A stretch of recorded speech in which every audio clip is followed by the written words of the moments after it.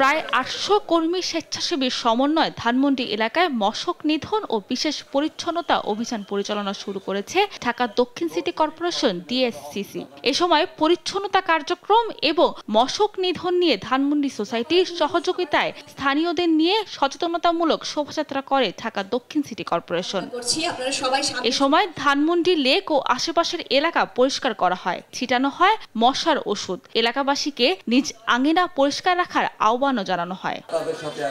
দক্ষিণ সিটির প্রশাসক বলছেন, চলতি বর্ষা মৌসুমে ডেঙ্গুর প্রকোপ রোধে দক্ষিণ সিটির প্রতিটি অঞ্চলে বিশেষ পরিচ্ছন্নতা ও মশক নিধন অভিযান পরিচালনা করা হবে। ধানমন্ডি থেকে এই অভিযান শুরু হয়েছে। বর্ষা আসলেই বা সামান্য বৃষ্টি হলেই এরা বংশবিস্তারের একটা জায়গা পায়। এই কারণে আমাদের এই বিশেষ অভিযান, যাতে বৃষ্টি হলে পানি জমলে যেন মশা তার জন্মস্থান তৈরি করতে না পারে। এই কারণে আমরা এই বিশেষ করে জুনের বর্ষার মৌসুম আসার আগেই আমরা এই বিশেষ অভিযান শেষ করব। ডেঙ্গু নিয়ন্ত্রণে মন্ত্রণালয়ের নেওয়া বিভিন্ন পদক্ষেপ গণমাধ্যমে তুলে ধরেন সচিব। বলেন, সিটি কর্পোরেশনের পাশাপাশি নগরবাসীকেও সচেতন হতে হবে।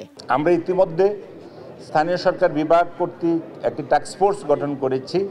আমরা গতকালকেও মিটিং করেছি যে আমাদের নগরে কোথাও আমাদের নির্মাণ সামগ্রী ছেলেমেয়েদের স্কুলে গোয়িং ছেলেমেয়েদের স্কুলে যাওয়ার জন্য রাস্তাঘাট পরিষ্কার পরিচ্ছন্ন রাখা, নির্বিঘ্নে তারা যাবে, নিরাপত্তা ব্যবস্থা, এই সমস্ত ইত্যকার বিষয়গুলো নিয়ে আমরা একটা সুপরিকল্পিত সমন্বিত একটি পরিকল্পনা গ্রহণ করেছি। এই পরিচ্ছন্নতা অভিযানে ঢাকা দক্ষিণ সিটি কর্পোরেশনের প্রধান নির্বাহী কর্মকর্তা ডক্টর জিল্লুর রহমান সহ সব বিভাগীয় প্রধান এবং ধানমন্ডি সোসাইটির সদস্যরা উপস্থিত ছিলেন।